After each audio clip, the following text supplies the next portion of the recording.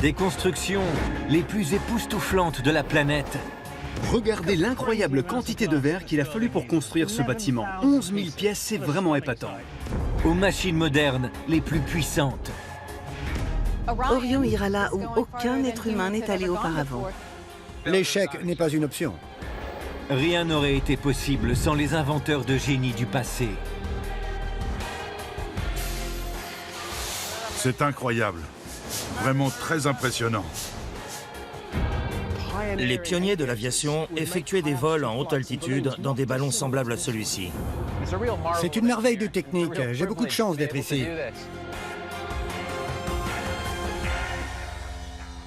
Dans cet épisode, un sous-marin géant. Venir au chantier et voir ces sous-marins se construire, c'est vraiment magique. Des hommes qui repoussent les limites de l'ingénierie sous-marine. La classe Virginia est la génération de sous-marins les plus discrets que la marine américaine ait produit. Et d'autres innovations historiques. Voici un réacteur nucléaire. La coque en forme de goutte d'eau est devenue le standard pour tous les sous-marins modernes. Qui ont rendu l'impossible possible.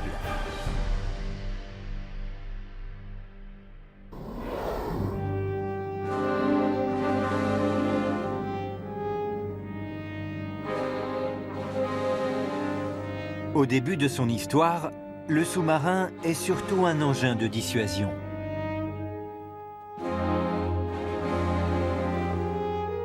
Mais au cours des années 1990, les méthodes de combat évoluent. La flotte américaine doit se moderniser.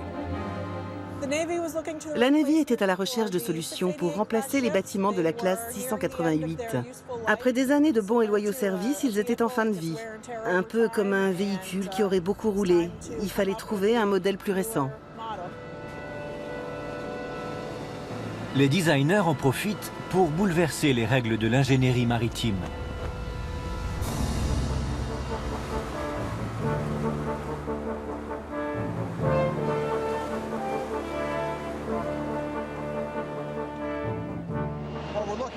Nous sommes devant le 15e sous-marin de la classe Virginia, l'USS Colorado. Ce bâtiment mesure 115 mètres de long. Il peut descendre à plus de 245 mètres de profondeur et se déplacer à des vitesses supérieures à 25 nœuds. La classe Virginia est la génération de sous-marins nucléaires d'attaque la plus sophistiquée jamais produite par l'US Navy. Le chantier naval d'Electric Boat de Groton termine la construction du 15e bâtiment de cette classe. Le vice-président de l'entreprise, Ken Blomstedt, prend toute la mesure du défi technique que cela représente encore. Il a fallu 15 millions d'heures de main-d'œuvre pour construire le premier bâtiment de la classe. Avec le Colorado, nous avons réussi à descendre à 10 millions d'heures. Ça vous donne une idée des efforts nécessaires pour pouvoir mettre l'une de ces merveilles à l'eau. Fraser Hudson, le capitaine de frégate du vaisseau jumeau du Colorado, l'USS Missouri, nous explique en quoi cette classe innovante est unique en son genre. J'ai servi à bord de 3 classes de sous-marins. La classe Virginia est de loin la classe la mieux conçue sur laquelle j'ai eu la chance de travailler. Ce monstre de technologie a été lancé pour la première fois en 2003. Il mesure une longueur équivalente à 26 voitures familiales. Il pèse plus de 7800 tonnes, l'équivalent de 40 baleines bleues. Équipé d'un réacteur nucléaire à la pointe de la technologie, il peut descendre jusqu'à 240 mètres. Il peut également se déplacer en eau peu profonde avec la plus grande précision. Tout ça grâce à une salle de contrôle équipée d'un système de navigation automatisé ultramoderne.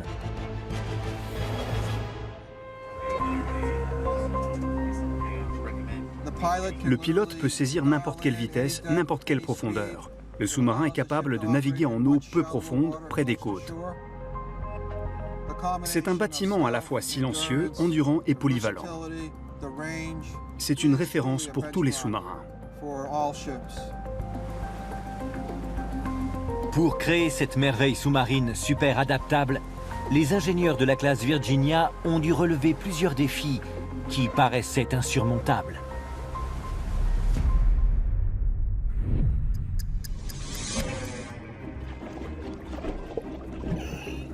Voilà des siècles que l'homme cherche à se déplacer sous l'eau.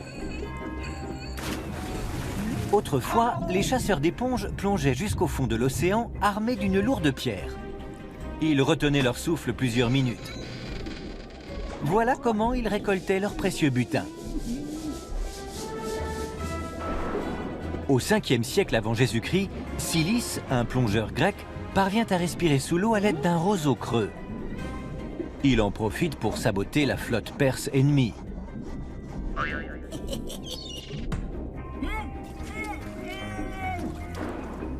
Selon la légende, c'est Alexandre le Grand qui mène la première mission à bord d'un vaisseau sous-marin, en descendant au fond du détroit de Bosphore dans un baril en verre.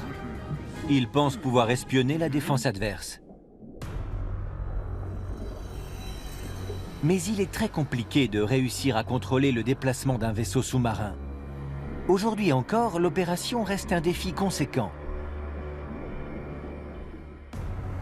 Nous voici dans le Maryland, au bassin d'essai David Taylor. Il mesure 1 km de long. Les apprentis designers nautiques du monde entier s'y retrouvent chaque année.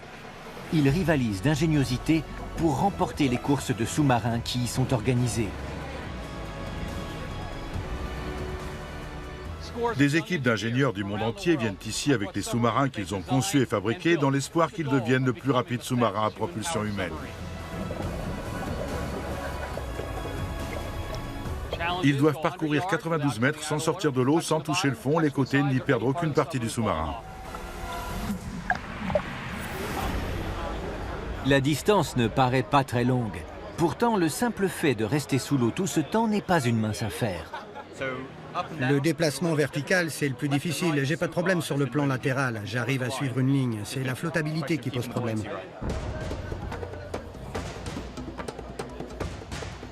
Il est allé plus loin? Oui, nous sommes arrivés à mi-chemin. L'habillage ne tient pas très bien, mais les contrôles fonctionnent et le système de propulsion aussi. Le secret d'un bon sous-marin continue de torturer l'esprit de ces jeunes ingénieurs talentueux. On doit l'une des plus grandes avancées en matière de développement sous-marin à un inventeur américain, David Bushnell. C'était il y a 240 ans. Le professeur Rhys Morgan se rend aujourd'hui au Royal Navy Submarine Museum de Gosport, en Angleterre. Il vient se renseigner sur une arme secrète utilisée lors de la guerre d'indépendance américaine. Voici le Turtle, la tortue. Le premier submersible utilisé dans un combat sous-marin.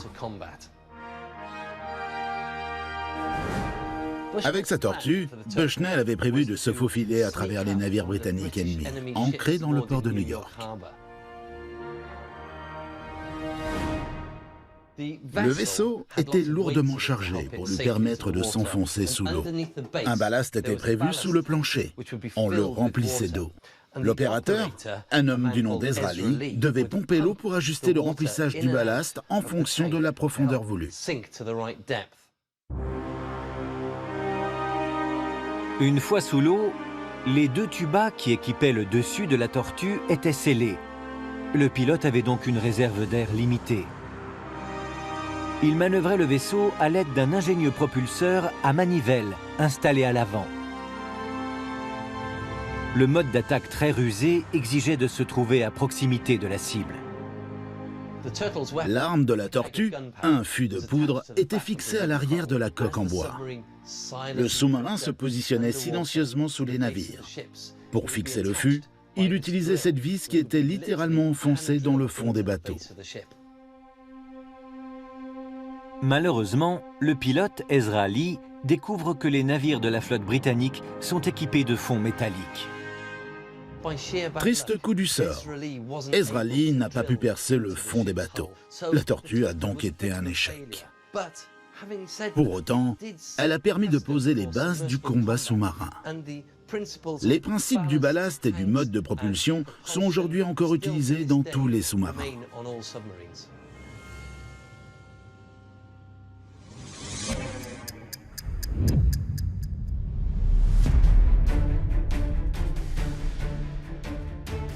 Si la Tortue ne pouvait transporter qu'un seul homme, la classe Virginia peut compter 135 membres d'équipage. Patty McDaniel est chargée d'aménager le tout dernier bâtiment. Les installations sont moins exiguës qu'au sein de ses prédécesseurs, mais elles sont encore étroites et il faut faire preuve d'ingéniosité. L'un des défis que nous avons à relever avec la classe Virginia, c'est la quantité d'éléments techniques et d'équipements que nous devons faire entrer dans un espace restreint. Lors de la conception, nous prévoyons que toutes les conduites techniques puissent être installées en hauteur. L'autre défi, c'est l'équipage lorsqu'il est en mer. Ces placards sont des extensions de l'espace de rangement alloué aux membres d'équipage. Cette épaisseur, c'est tout l'espace dont ils disposent pour ranger leurs vêtements, leurs effets personnels, tout ce qu'ils emportent avec eux. Tout l'intérieur du bâtiment est aménagé dans cet esprit de compacité, quel que soit le rang. Voici le carré des officiers du sous-marin de la classe Virginia. Comme vous le savez, c'est ici que les officiers se retrouvent pour prendre leur repas. C'est également ici que se tiennent beaucoup de réunions. On y discute des affaires courantes à bord. Il est intéressant de constater, compte tenu du fait que les sous-marins disposent d'un espace très restreint, que cette grande surface plane de la table peut être également utilisée comme table d'opération en cas de besoin. Quand ces engins hors du commun sont en service, ils explorent des profondeurs bien plus importantes que la Tortue, qui était propulsée manuellement. Ils sont capables de descendre à une profondeur de 240 mètres grâce à un système sophistiqué de ballast interne et externe. Ils peuvent stocker des centaines de litres d'eau. Nous disposons de 5 ballasts extérieurs qui sont habituellement remplis d'air lorsque nous naviguons à la surface. Quand nous devons plonger, nous ouvrons des conduites prévues sur ces ballasts. Le fond est équipé de grilles qui permettent à l'eau de remplacer l'air. Le bâtiment obtient ainsi une flottabilité légèrement négative en fonction de la profondeur à laquelle nous allons. Nous utilisons ensuite le ballast interne pour rétablir une flottabilité neutre et naviguer à la profondeur souhaitée.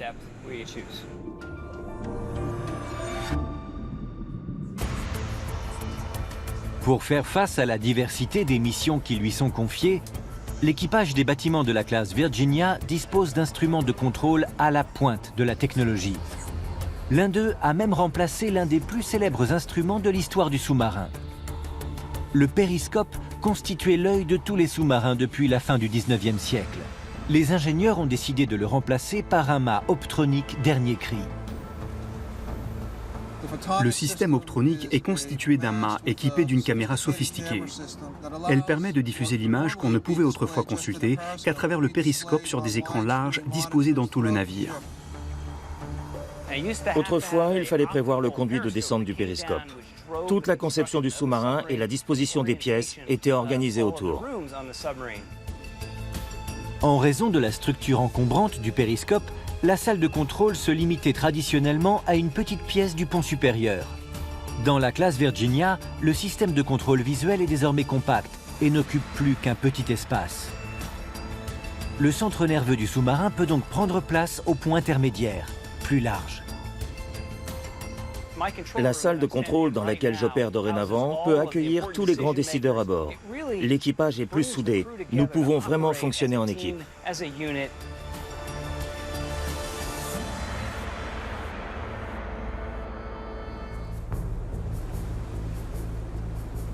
Le sous-marin de la classe Virginia représente un coût de 2,7 milliards de dollars. C'est le sous-marin d'attaque le plus avancé de toute l'US Navy. Le 15e bâtiment de la classe est en cours de construction à Groton, dans le Connecticut. Patty McDaniel, responsable du projet, a toute confiance en ses qualités techniques. Le projet Colorado regroupe en fait tout ce qui se fait de mieux dans le domaine de l'industrie. Nous nous améliorons constamment et nous allons continuer de progresser.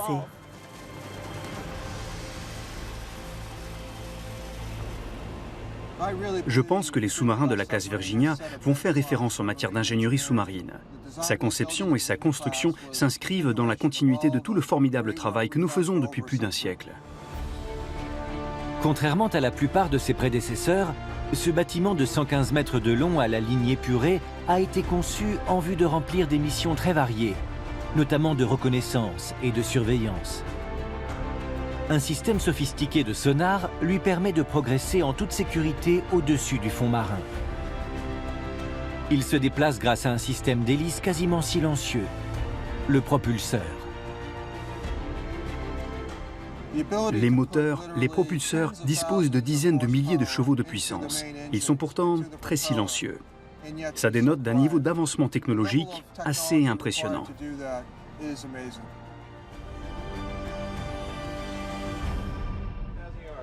Sur le plan acoustique, la classe Virginia est la génération de sous-marins les plus discrets que la marine américaine ait produit.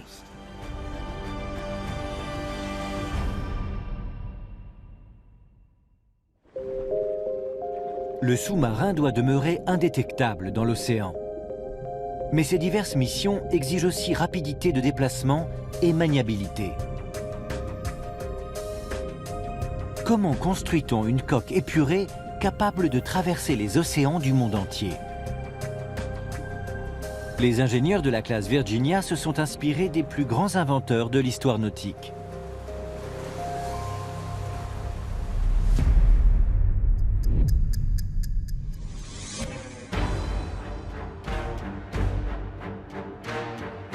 Jusqu'à la fin de la Deuxième Guerre mondiale, les sous-marins sont en fait des navires de surface qui peuvent plonger pour une durée maximale de 48 heures. Une fois sous l'eau, ces vaisseaux deviennent difficiles à manier, inefficaces. Pour améliorer ces performances, il faut repenser totalement la conception des sous-marins. Matthew Werner est professeur d'architecture nautique. Il est venu découvrir par lui-même la solution trouvée par les ingénieurs. Voici un sous-marin de la Seconde Guerre mondiale. Si on le compare à ce navire de surface, on constate qu'ils sont très similaires. Cette forme de coque est vraiment adaptée au déplacement à la surface.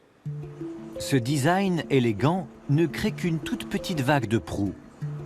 Le sillage est très réduit et la résistance minime. Une configuration idéale pour limiter la traînée quand on navigue à la surface. Une fois plongé sous l'eau, cette forme de coque n'est plus du tout adaptée. Les équipements installés sur le dessus et la coque irrégulière génèrent d'une part une traînée de frottement entre la coque et l'eau, et d'autre part une traînée de forme, car l'eau s'écarte de la coque. Les dépressions engendrent des tourbillons qui réduisent considérablement la vitesse. Créer un sous-marin qui soit plus efficace sous les vagues constitue un casse-tête technique.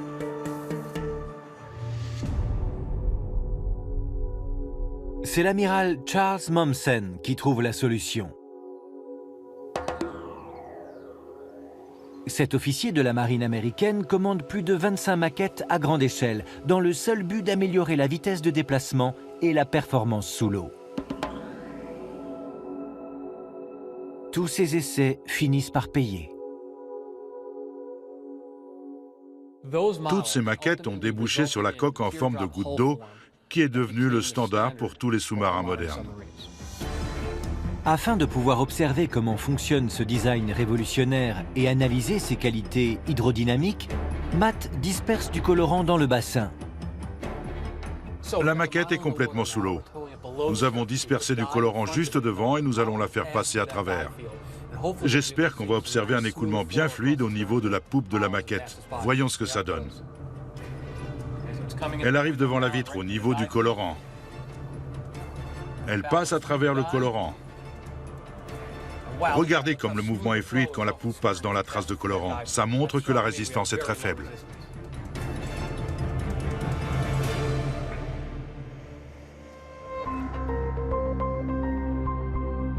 Grâce à sa forme arrondie épurée, la coque en goutte d'eau permet de réduire considérablement la traînée de frottement et la traînée de forme.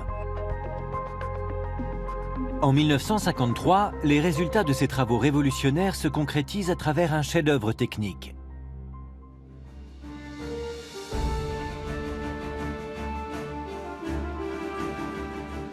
Après toutes ces heures de tests et de calculs, l'amiral Mommsen et son équipe finissent par réussir. Voici l'USS Albacore.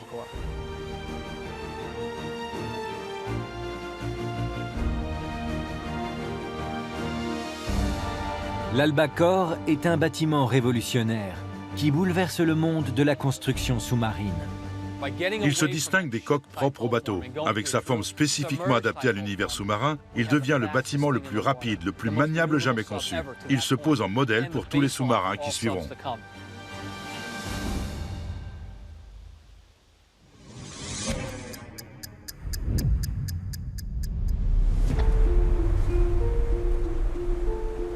Plus de 60 ans après la première sortie de l'USS Albacore, la classe Virginia de l'US Navy est aujourd'hui encore conçue avec la coque en goutte d'eau de l'amiral Mommsen.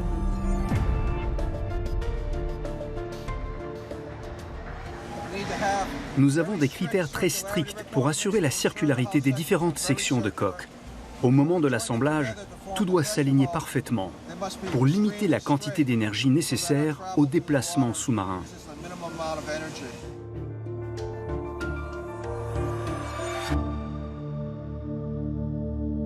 Au sein de l'unité de fabrication de Rhode Island, les techniques de construction modernes sont à la pointe de l'hydrodynamique.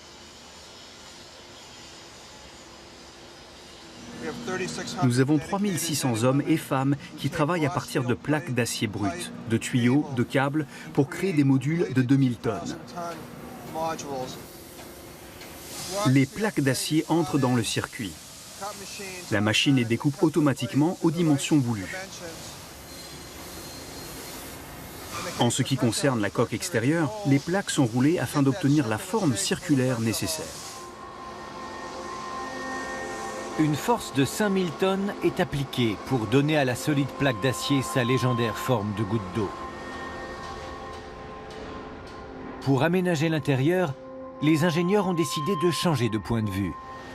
Les cylindres de la coque sont disposés à la verticale. Nous les équipons ainsi de toute la structure interne, les réservoirs, les conduites les plus larges. Cela nous permet d'utiliser des grues et des puits pour installer les éléments préassemblés de manière plus efficace, moins coûteuse. Chaque cylindre est ensuite basculé à l'horizontale.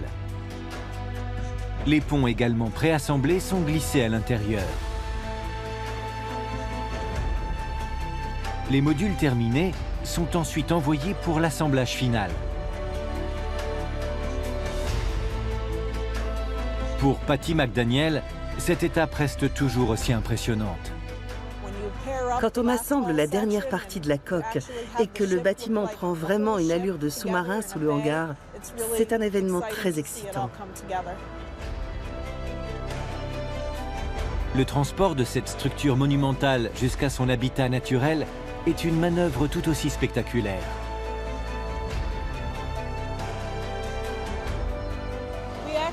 Il y a 78 modules de transfert synchronisés. Un opérateur appuie sur un bouton et les 78 modules se déplacent ensemble. Le bâtiment est transporté sur ses rails, au sol, jusqu'au ponton où il est mis à l'eau.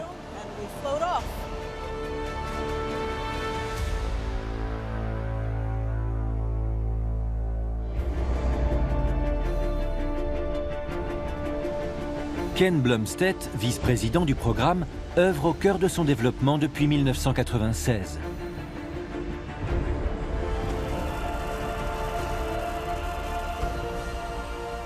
La première fois que j'ai consulté le cahier des charges original de la classe Virginia, j'ai trouvé certaines exigences difficiles à atteindre. Mais tout s'est fait naturellement au fil de la construction. Aujourd'hui, le résultat est une plateforme extraordinaire.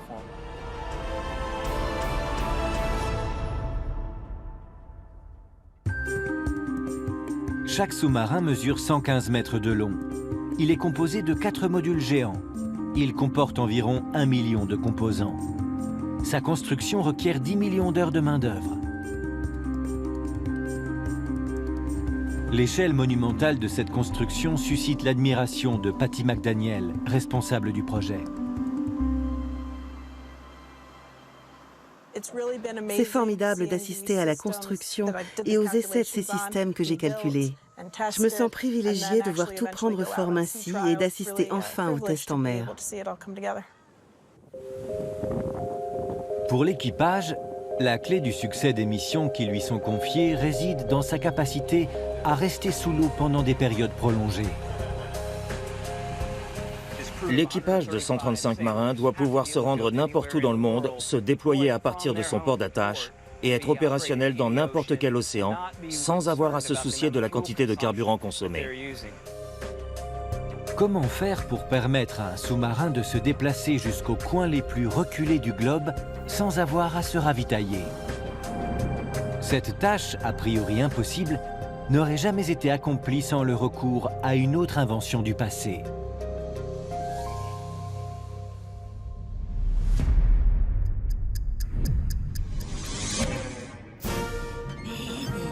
La propulsion des premiers submersibles était entièrement humaine. On raconte qu'en 1620, l'ingénieur hollandais Cornelis Drebbel C'est parti! submerge totalement un vaisseau et son équipage dans la Tamise, avant de parcourir la distance entre Westminster et Greenwich. Les historiens estiment aujourd'hui beaucoup plus crédible la version d'un engin semi-submergé porté par le courant. Le premier sous-marin mécanique est lancé en 1863. Il fonctionne à l'air comprimé. Le plongeur, c'est son nom, peut atteindre une impressionnante vitesse de 4 nœuds. Il doit être démesurément long pour transporter ses 23 réservoirs d'air.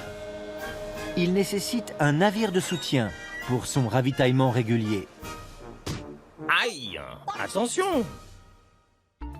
Pour résoudre le casse-tête de la propulsion sous-marine, les ingénieurs ont recours à la plus grande découverte scientifique de tous les temps. Le professeur Rhys Morgan se rend dans une usine désaffectée en Autriche pour en apprendre un peu plus.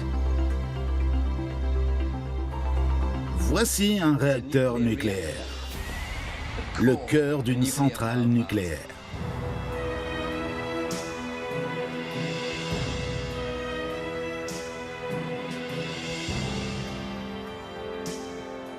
Le cœur lui-même fait une profondeur impressionnante de 20 mètres. S'il fonctionnait, ce réacteur produirait suffisamment d'électricité pour alimenter 1,8 million de foyers. C'est vraiment incroyable. C'est une fantastique prouesse technologique.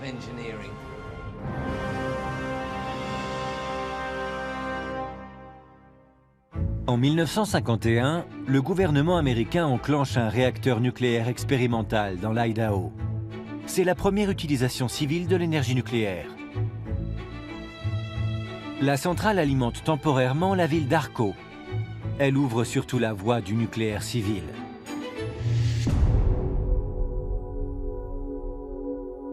L'amiral Hyman G. Rickover de l'US Navy y voit un autre potentiel. Il a l'idée d'exploiter ce mode de production d'énergie pour la propulsion des sous-marins. Rickover était un formidable pionnier. Le principal problème de la propulsion sous-marine, c'est que les modes de production d'énergie nécessitent de l'air. Le sous-marin doit donc refaire surface. Les batteries constituent une alternative, mais l'autonomie est faible.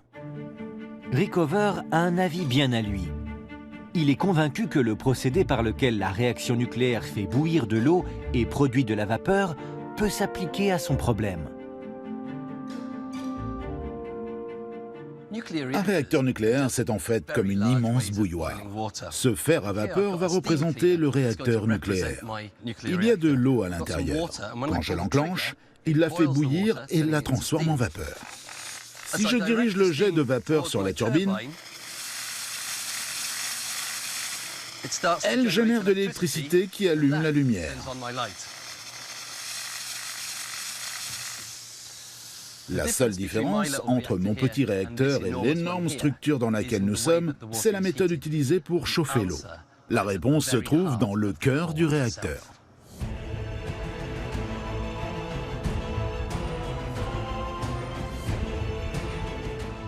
Les crayons de combustible nucléaire contiennent des milliers de pastilles d'oxyde d'uranium. La fission des atomes d'uranium génère une réaction en chaîne qui dégage une grande quantité d'énergie sous forme de chaleur. On obtient une source d'énergie presque illimitée qui peut durer des années. Le problème de Rickover, c'était de transformer l'immense structure d'un réacteur nucléaire en un dispositif qui puisse rentrer dans un sous-marin, tout en conservant la même puissance. La solution prend la forme du premier réacteur à eau pressurisé au monde.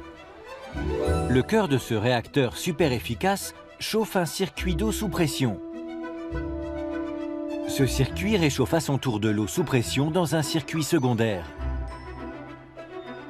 Il génère de la vapeur qui alimente une turbine principale qui produit de l'électricité. Après une série de tests rigoureux, l'amiral Rickover assiste en 1954 au lancement du Nautilus. Ce vaisseau nucléaire révolutionnaire peut parcourir plus de 2000 km en moins de 90 heures, tout en restant entièrement submergé. C'est une véritable révolution dans le domaine de la construction sous-marine. Auparavant, le sous-marin ne pouvait pas rester sous l'eau plus de 48 heures. Désormais, il n'avait plus besoin de remonter à la surface.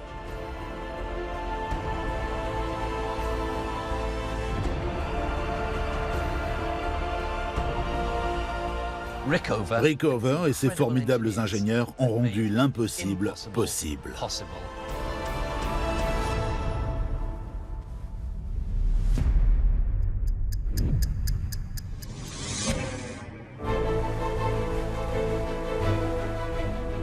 Le réacteur révolutionnaire du Nautilus ne nécessite un ravitaillement que tous les 2 ans. La classe Virginia porte cette merveille technologique à un tout autre niveau.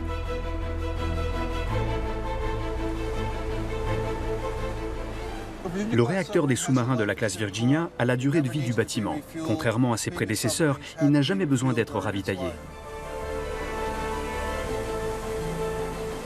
Le sous-marin de la classe Virginia est propulsé par un réacteur nucléaire conçu pour durer aussi longtemps que le bâtiment, soit 33 ans. Cette centrale nucléaire top secrète transforme de l'eau de mer en vapeur. Elle permet au bâtiment de parcourir 1,5 million de kilomètres sans ravitaillement. Elle génère également toute l'électricité nécessaire au fonctionnement du sous-marin.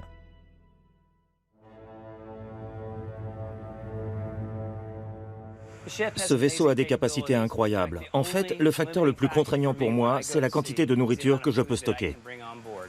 L'énergie nucléaire nous permet d'être opérationnels partout dans le monde, dans tous les océans, dans n'importe quel environnement. Étonnamment, cette source presque illimitée d'énergie permet aussi aux sous-marins de se poster en un point totalement immobile pendant plusieurs semaines. Le réacteur de la classe Virginia est le plus avancé que l'US Navy ait jamais produit.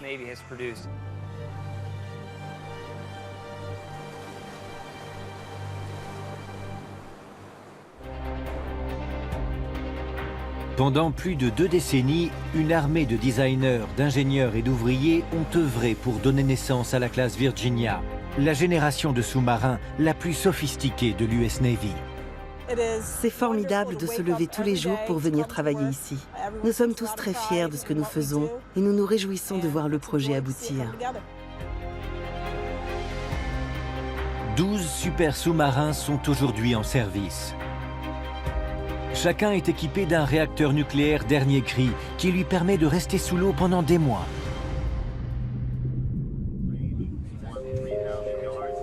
Mais c'est un véritable défi que de préserver la sécurité de l'équipage pendant des périodes aussi prolongées, à 250 mètres sous la surface de la mer.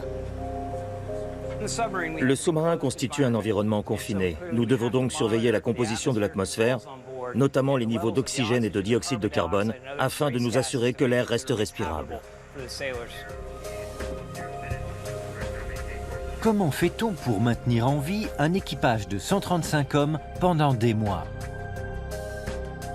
La solution émane des travaux qu'un chimiste de génie a réalisés il y a plus de 200 ans.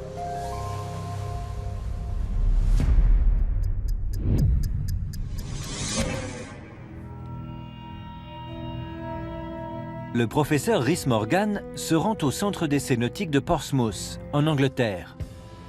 Il va se soumettre à un exercice pour prendre la mesure des problèmes que pose la création d'un habitat humain confiné sous l'eau.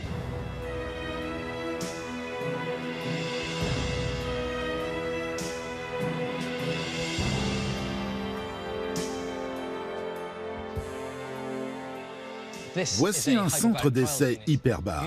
Ces unités sont utilisées par les marines du monde entier pour mettre à l'épreuve des dispositifs sous-marins ou pressurisés. Ce caisson permet de recréer les conditions de pression énormes rencontrées par les sous-marins au fond de l'océan. Rhys va utiliser cette technologie pour se glisser dans la peau des tout premiers sous-mariniers. Il va constater à quel point l'atmosphère à bord se modifie rapidement.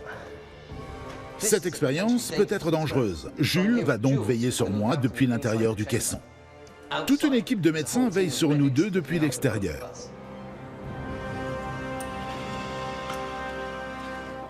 Le caisson est désormais scellé hermétiquement.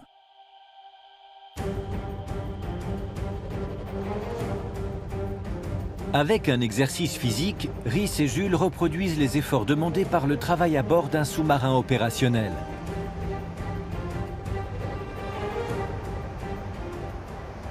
C'est surprenant. On est beaucoup plus rapidement essoufflé que lorsqu'on fait du vélo à l'extérieur du caisson.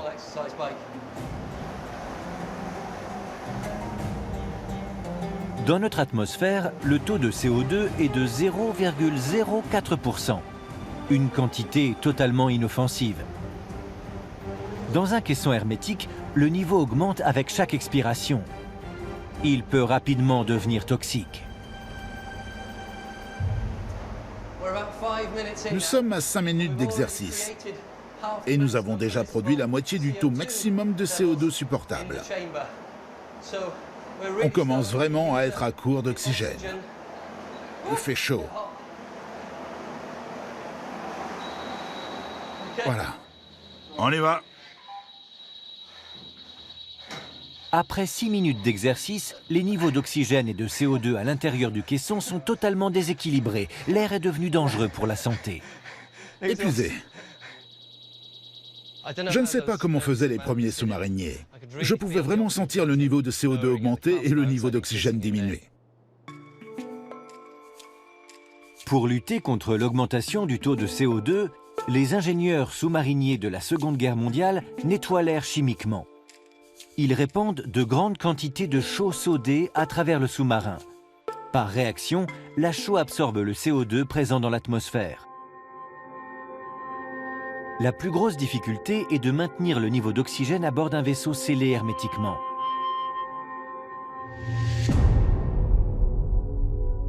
Il faut remonter au début du 19e siècle pour trouver une solution, dans les travaux d'un chimiste anglais, William Nicholson.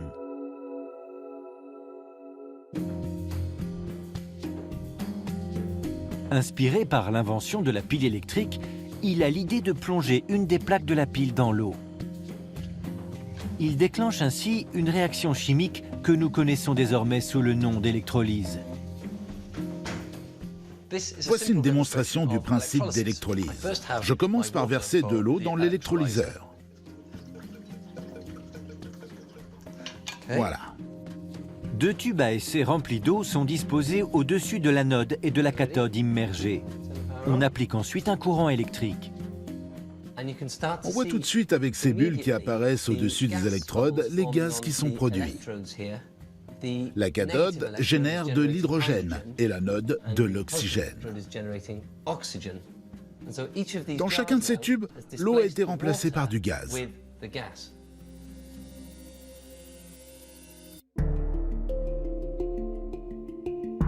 Cette réaction chimique est provoquée par les électrodes positives et négatives qui séparent et attirent les molécules d'hydrogène et d'oxygène de l'eau.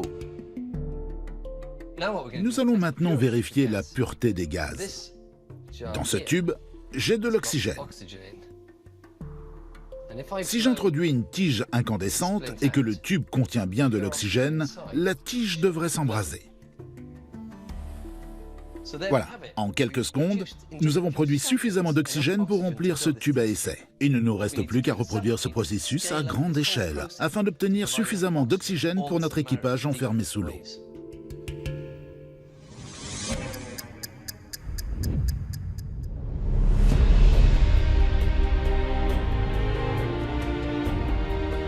Les ingénieurs de la classe Virginia utilisent ces travaux révolutionnaires pour recréer des conditions vivables sous l'eau pendant des mois.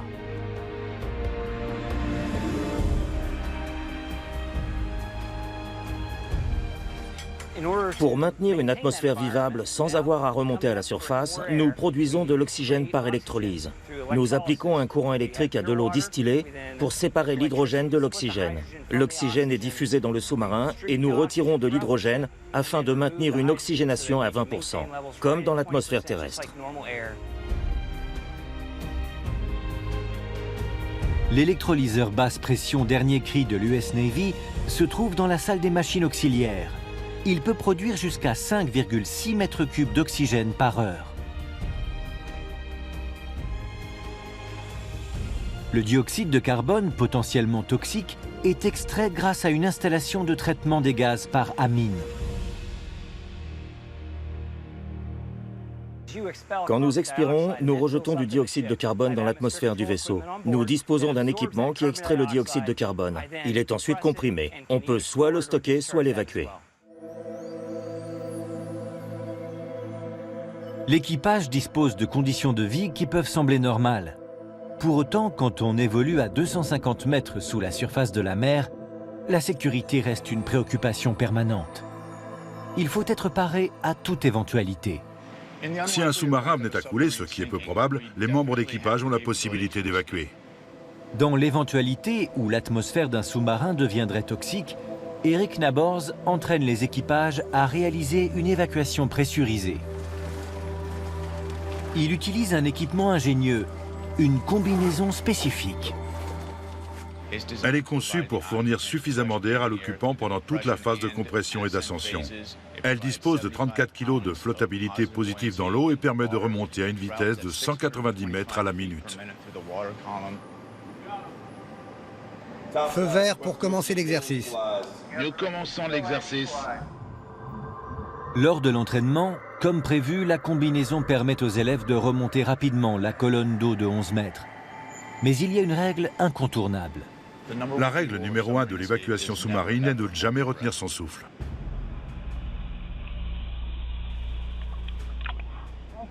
Le sujet a inhalé de l'air comprimé en profondeur. En remontant la colonne d'eau, la pression autour de lui diminue. Le risque principal est la surpression pulmonaire. La surpression pulmonaire peut être mortelle. La différence de pression peut en effet entraîner une rupture des alvéoles pulmonaires. Cela ne se produit que si le sujet retient son souffle. Nous leur apprenons donc à respirer normalement ou à expirer pendant toute la montée.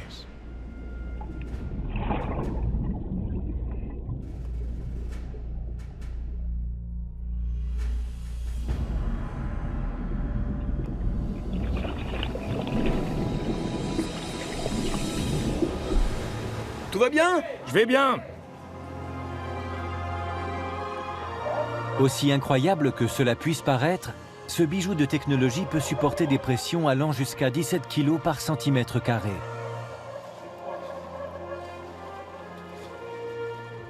Ces combinaisons ont été testées à des profondeurs allant jusqu'à 183 mètres. C'est un concentré de technologie tout à fait fascinant.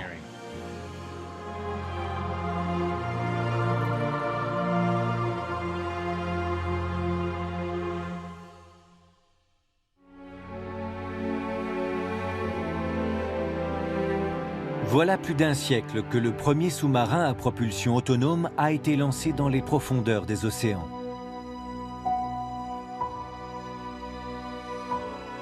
Les ingénieurs, designers et ouvriers qui participent à la fabrication de la classe Virginia entrent à leur tour dans l'histoire. Ils ont su s'inspirer des innovations passées, les adapter, voire plus grands, et faire leurs propres découvertes. J'adore venir ici, assister à la construction de ces sous-marins, voir les équipages s'approprier progressivement les systèmes que nous leur confions pour finalement donner vie au bâtiment.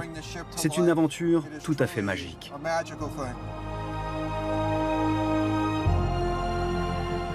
Le Missouri rentre tout juste d'une mission de 6 mois. Imaginez pouvoir conduire votre voiture pendant 6 mois ininterrompus. Cette performance témoigne du talent des ingénieurs qui l'ont conçu, des ouvriers qui l'ont fabriqué et de l'équipage de 135 hommes qui l'a manœuvré et entretenu au quotidien. Ils ont réussi à rendre l'impossible possible.